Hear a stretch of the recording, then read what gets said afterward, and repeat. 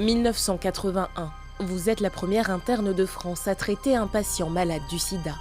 Un choc selon vos propres termes, qui vous conduit à dédier une grande partie de votre carrière d'immunologue à la lutte contre le VIH.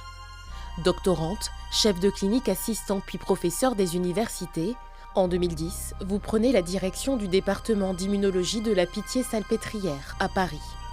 Vos recherches sur les vaccins, le VIH ou encore le cancer font date.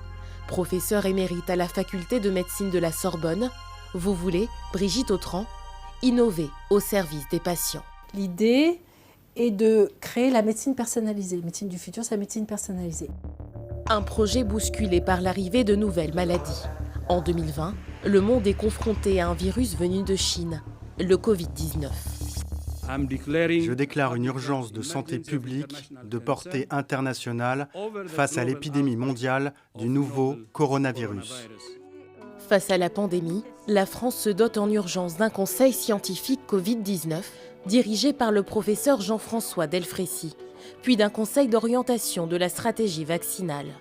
2 ans durant, le gouvernement écoute et suit souvent les recommandations des experts. Et ils ont dit il faut peut-être se préparer à ce que le confinement dure. Au-delà de 15 jours, nous le savons, mais peut-être qu'il pourrait s'étendre jusqu'à une date plus lointaine de l'ordre de 5 ou 6 semaines. À la levée de l'état d'urgence sanitaire en juillet 2022, le conseil scientifique disparaît. Le conseil d'orientation de la stratégie vaccinale aussi.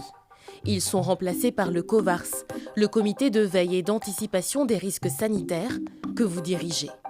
Un projet dit de santé globale, rare en Europe.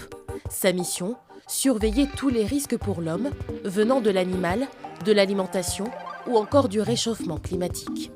Pour vous, la prévention est le meilleur remède.